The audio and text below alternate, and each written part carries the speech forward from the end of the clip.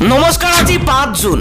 অসমৰ লগতে ভাৰতৰ বিভিন্ন প্ৰান্তৰ পৰা ৰাতিপুৱাৰ কেইবাটাও খবৰ আহি পৰিছে। এই মুহূৰ্তত জনাইছো এটা ব্ৰেকিং নিউজ। চৰকাৰ গঠন কৰিবলৈ সাজু বিজেপি। তৃতীয়বাৰলৈ দেশৰ প্ৰধানমন্ত্ৰী হ'ব নৰেন্দ্ৰ মোদী।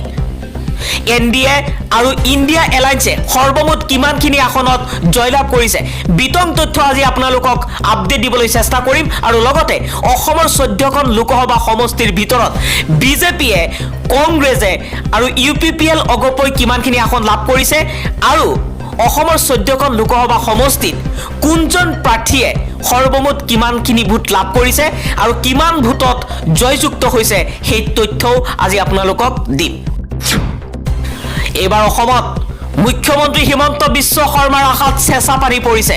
হিমন্ত বিশ্ব শৰ্মাই আশা কৰিছিল গৌৰৱ গগৈক যেনেকেই নহওক হৰুৱাবলৈ, কিন্তু গৌৰৱ গগৈক যোৰহাটবাসীয়ে বিপুল ভোটত পৰাজিত কৰাৰ পৰিৱৰ্তে জয়ীহে কৰিলে।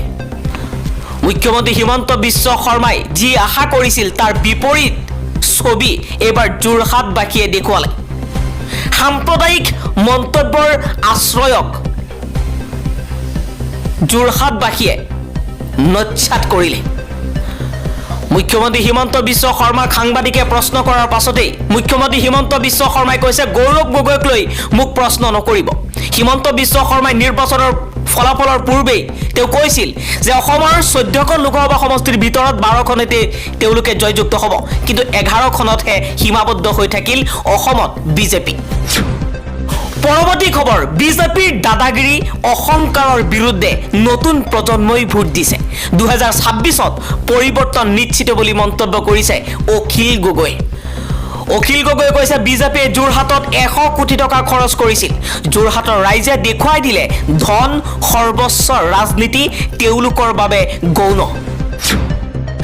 আন এটা খবৰ, নিৰ্বাচনৰ ফলাফল ঘোষণাৰ পাছতেই প্ৰধানমন্ত্ৰী নৰেন্দ্ৰ মোদীৰ মন্তব্য, বিৰোধী একগোট হৈ যিমান আসন পালে বিজেপিয়ে অকলে তাতকৈ অধিক আসন পালে। প্ৰধানমন্ত্ৰী মোদীয়ে ক'লে, বিজেপিয়ে অকলেই 240খন আসন লাভ কৰিছে আৰু ইণ্ডিয়া এলায়েন্সে মিলি লাভ কৰিছে 234খন আসন লাভ কৰিছে। ইয়া বিজেপিৰ বাবে বৃহৎ জয় বুলি মন্তব্য কৰিছে প্ৰধানমন্ত্ৰী নৰেন্দ্ৰ মোদীয়ে। পৰৱৰ্তী খবৰ, যোৰহাট লোকসভা সমষ্টিত জয়ী হোৱাৰ পাছত কংগ্ৰেছৰ গৌৰৱ গগৈক অভিনন্দন জনালে বিজেপিৰ খুমটাইৰ বিধায়ক মৃণাল শইকীয়াই। মৃণাল শইকীয়াই কৈছে, যোৰহাট লোকসভা সমষ্টিত অসাধাৰণ বিজয়ৰ বাবে গৌৰৱ গগৈ ডাঙৰীয়াক বিশেষভাৱে অভিনন্দন জনাইছো। এই ফলাফল কেইবাটাও দিশত বিশেষভাৱে গুৰুত্বপূৰ্ণ আৰু ইয়ে প্ৰমাণ কৰে যে ধন ডাঙৰ প্ৰচাৰ অভিযান, অতিমাত্ৰাত নেতৃত্ব আৰু দৰ্পী ভাষণে নিৰ্বাচনত জয়ী হোৱাত সদায় সহায় নকৰে। আন এটা খবৰ, প্ৰধানমন্ত্ৰী নৰেন্দ্ৰ মোদীৰ বিপৰীতে কংগ্ৰেছৰ নেতাৰ বৃহৎ জয়। বাৰাণসীত নৰেন্দ্ৰ মোদীয়ে 1,52,000 ভোটৰ ব্যৱধানত জয়লাভ কৰিছে আৰু ৰাহুল গান্ধীয়ে ৱাইনাদত 3,64,000 ভোটত জয়ী হৈছে আৰু ৰায়বৰেলীত 3,90,000 ভোটৰ ব্যৱধানত জয়লাভ কৰিছে। প্ৰধানমন্ত্ৰী নৰেন্দ্ৰ মোদীতকৈ বহু আগবাঢ়ি জয়লাভ কৰিছে ৰাহুল গান্ধীয়ে। চৰকাৰ গঠন কৰিব নোৱাৰিলেও এইবাৰ বিজেপি আৰু কংগ্ৰেছৰ মাজত সমানে সমানে টক্কৰ হোৱা পৰিলক্ষিত হৈছে। আন এটা খবৰ, 2024 চনৰ লোকসভা নিৰ্বাচনৰ ফলাফলত বহু হাই প্ৰফাইল নেতাই পৰাস্ত হৈছে। জম্মু আৰু কাশ্মীৰৰ প্ৰাক্তন মুখ্যমন্ত্ৰী মেহবুবা মুফতি পৰাস্ত। অনন্তনাগ ৰাজৌৰী সমষ্টিত পৰাস্ত হৈছে JK PDPৰ মুৰব্বী মেহবুবা মুফতি।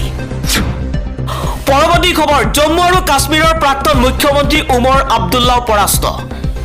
বাৰামুল্লা সমষ্টিত পৰাস্ত হৈছে JKNFৰ নেতাগৰাকী।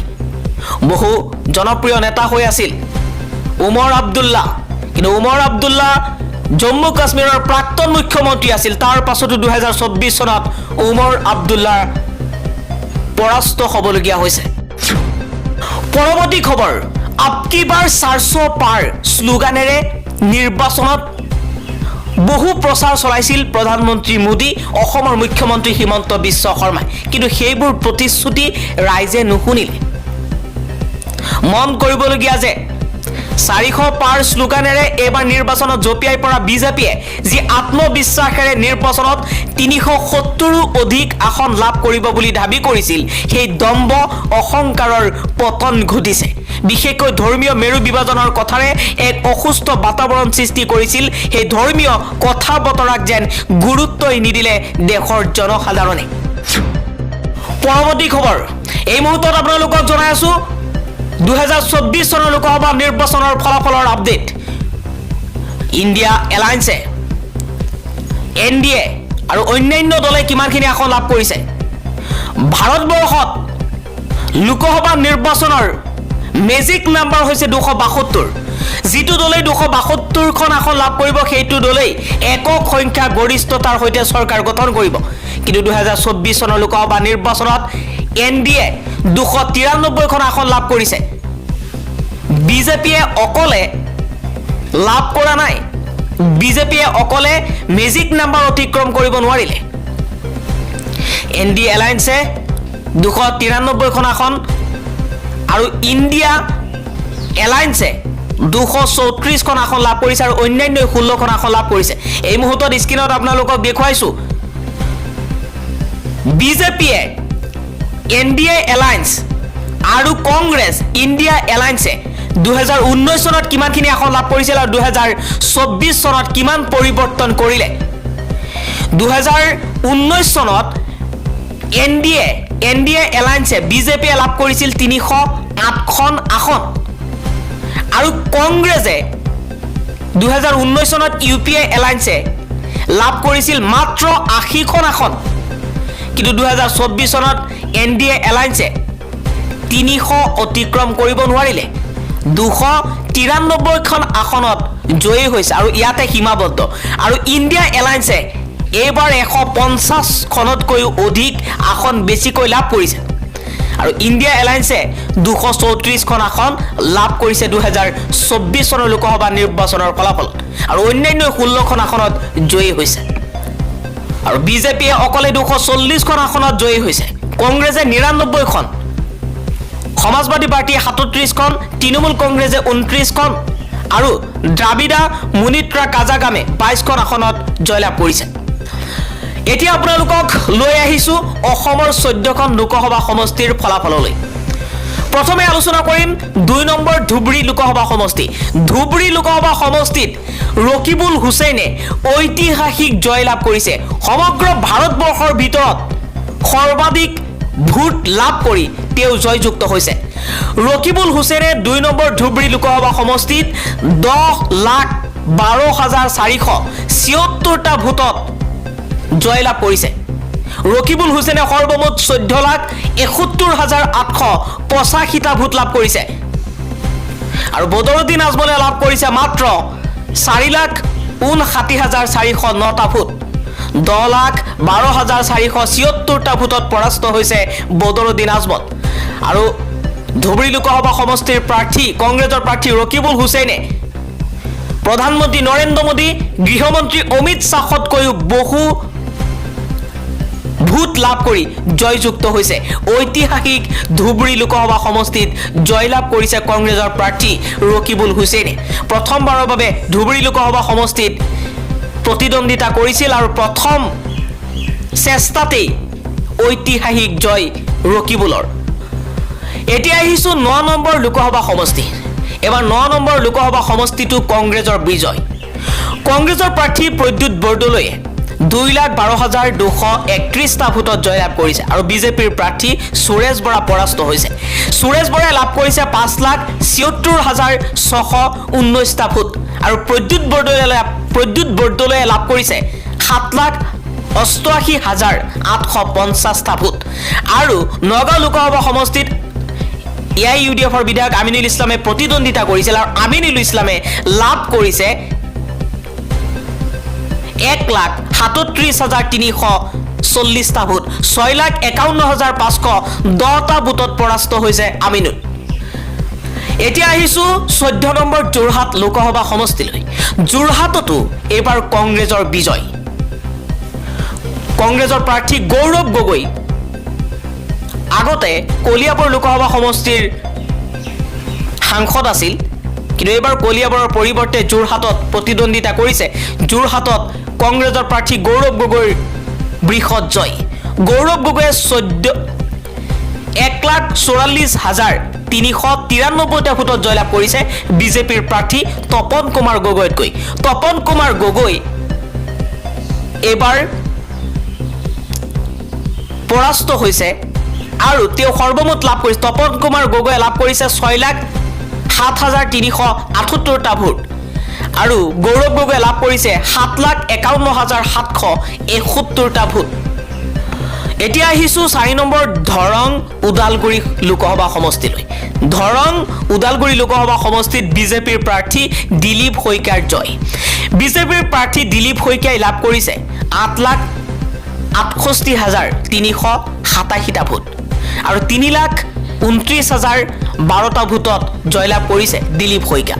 কংগ্ৰেছৰ প্ৰাৰ্থী মাধৱ ৰাজবংশী দৰং ওদালগুৰি লোকসভা সমষ্টিত পৰাস্ত হৈছে কংগ্ৰেছৰ প্ৰাৰ্থী আৰু তেওঁ 3,29,012টা ভোটত পৰাস্ত হৈছে আৰু মাধৱ ৰাজবংশীয়ে লাভ কৰিছে 5,39,375টা ভোট আৰু দিলীপ শইকীয়াই লাভ কৰিছে 8,68,387টা ভোট। এতিয়া আহিছো 5 নম্বৰ গুৱাহাটী লোকসভা সমষ্টিলৈ। গুৱাহাটীতো বিজেপিৰ বৃহৎ জয়। গুৱাহাটী লোকসভা সমষ্টিত বিজেপিৰ প্ৰাৰ্থী বিজুলী কলিতা মেধি 2,51,090টা ভোটত জয়লাভ কৰিছে। কংগ্ৰেছৰ প্ৰাৰ্থী মীৰা বৰঠাকুৰ পৰাস্ত হৈছে। বিজেপিৰ প্ৰাৰ্থী বিজুলী কলিতা মেধিয়ে লাভ কৰিছে 8,94,887টা ভোট আৰু মীৰা বৰঠাকুৰে লাভ কৰিছে 6,43,797টা ভোট। এতিয়া আহিছো 6 নম্বৰ ডিফু সমষ্টিলৈ। ডিফু সমষ্টিত বিজেপিৰ জয়। অমৰ সিং টিছুৱে জয়লাভ কৰিছে আৰু তেওঁ লাভ কৰিছে সৰ্বমুঠ 3,34,620টা ভোট। 1,47,603টা ভোটত জয়লাভ কৰিছে। নিৰ্দলীয় প্ৰাৰ্থী JI কাথাৰৰ পৰাস্ত আৰু কংগ্ৰেছৰ প্ৰাৰ্থী জয়ৰাম ইংলেঙেও পৰাস্ত হৈছে 6 নম্বৰ ডিফু লোকসভা সমষ্টিত। এতিয়া আহিছো 7 নম্বৰ কৰিমগঞ্জ লোকসভা সমষ্টিলৈ। কৰিমগঞ্জ লোকসভা সমষ্টিত বিজেপিৰ প্ৰাৰ্থীৰ জয়। কৃপানাথ মাল্লাই কৰিমগঞ্জ লোকসভা সমষ্টিত 18,360টা ভোটত জয়লাভ কৰিছে। বিজেপিৰ প্ৰাৰ্থী কৃপানাথ মল্লাই লাভ কৰিছে 5,45,093টা ভোট আৰু কংগ্ৰেছৰ প্ৰাৰ্থী হাফিজ ৰছিদ আহমেদ চৌধুৰী পৰাস্ত হৈছে কৰিমগঞ্জত আৰু তেওঁ লাভ কৰিছে 5,26,733টা ভোট। 18,360টা ভোটত পৰাস্ত হৈছে কংগ্ৰেছৰ প্ৰাৰ্থী। 8 নম্বৰ শিলচৰ লোকসভা সমষ্টি। শিলচৰত কংগ্ৰেছৰ প্ৰাৰ্থী পৰিমল শুক্লবৈদ্য জয়লাভ কৰিছে। পৰিমল শুক্লবৈদ্যই 2,64,311টা ভোটত জয়লাভ কৰিছে। পৰিমল শুক্লবৈদ্য লাভ কৰিছে 6,52,405টা ভোট আৰু কংগ্ৰেছৰ প্ৰাৰ্থী সূৰ্যকান্ত চৰকাৰে লাভ কৰিছে 3,88,094টা ভোট আৰু 2,64,311টা ভোটত পৰাস্ত হৈছে কংগ্ৰেছৰ প্ৰাৰ্থী সূৰ্যকান্ত চৰকাৰ। এতিয়া আহিছো 10 নম্বৰ কাজিৰঙা লোকসভা সমষ্টি। পূৰ্বে কাজিৰঙা সমষ্টিৰ নাম আছিল কলিয়াবৰ লোকসভা সমষ্টি। কাজিৰঙা লোকসভা সমষ্টিত বিজেপিৰ প্ৰাৰ্থী কামাখ্যা প্ৰসাদ তাছাৰ বৃহৎ জয়।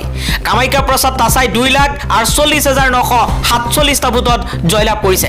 কামাখ্যা প্ৰসাদ তাছাই সৰ্বমুঠ ভোট লাভ কৰিছে 8,97,043টা ভোট আৰু কংগ্ৰেছৰ প্ৰাৰ্থী ৰজলিনা তিৰ্কীয়ে লাভ কৰিছে 6,48,096টা ভোট। 2,48,947টা ভোটত বিজেপিৰ প্ৰাৰ্থী কামাখ্যা প্ৰসাদ তাছাতকৈ পিছ পৰি আছিল আৰু অৱশেষত বৃহৎ পৰাজয় হৈছে ৰজলিনা তিৰ্কীৰ কাজিৰঙা লোকসভা সমষ্টিত। এতিয়া আহিছো 11 নম্বৰ শোণিতপুৰ লোকসভা সমষ্টি। শোণিতপুৰত কংগ্ৰেছৰ প্ৰাৰ্থী ৰঞ্জিত দত্তৰ বৃহৎ জয়। 3,61,408টা ভোটত জয়লাভ কৰিছে। ৰঞ্জিত দত্তই লাভ কৰিছে সৰ্বমুঠ 7,75,788টা ভোট আৰু কংগ্ৰেছৰ প্ৰাৰ্থী প্ৰেমলাল গঞ্জুৱে লাভ কৰিছে মাত্ৰ 4,14,380টা ভোট। 3,61,408টা ভোটত পৰাস্ত হৈছে কংগ্ৰেছৰ প্ৰাৰ্থী প্ৰেমলাল গঞ্জু। এতিয়া আহিছো 12 নম্বৰ লখিমপুৰ সমষ্টিলৈ। লখিমপুৰ সমষ্টিত বিজেপিৰ প্ৰাৰ্থী প্ৰধান বৰুৱাৰ বৃহৎ জয়। 2,01,257টা ভোটত জয়লাভ কৰিছে প্ৰধান বৰুৱা। প্ৰধান বৰুৱাই সৰ্বমুঠ 6,63,122টা ভোট লাভ কৰিছে আৰু কংগ্ৰেছৰ প্ৰাৰ্থী উদয় শংকৰ হাজৰিকাই 4,61,865টা ভোট লাভ কৰিছে। এতিয়া আহিছো ডিব্ৰুগড় লোকসভা সমষ্টিলৈ। 13 নম্বৰ ডিব্ৰুগড় লোকসভা সমষ্টিত কংগ্ৰেছৰ সমৰ্থিত প্ৰাৰ্থী লুৰিণজ্যোতি গগৈৰ পৰাজয়। আৰু 13 নম্বৰ ডিব্ৰুগড় লোকসভা সমষ্টিত কেন্দ্ৰীয় মন্ত্ৰী সৰ্বানন্দ সোণোৱালৰ বৃহৎ জয়। সৰ্বানন্দ সোণোৱালে 2,79,321টা ভোটত জয়লাভ কৰিছে। সৰ্বানন্দ সোণোৱালে সৰ্বমুঠ 6,93,762টা ভোট লাভ কৰিছে আৰু কংগ্ৰেছৰ সমৰ্থিত প্ৰাৰ্থী লুৰিণজ্যোতি গগৈয়ে অসম জাতীয় পৰিষদৰ ফালৰ পৰা তেওঁ লাভ কৰিছে 4,14,441টা ভোট। ইয়াই ভাৰতবৰ্ষৰ লগতে ৰাজ্যৰ 14খন লোকসভা সমষ্টিৰ ফলাফলৰ আপডেট আপোনালোকক জনাইছো। 2024 চনৰ লোকসভা সমষ্টিৰ নিৰ্বাচনৰ ফলাফল।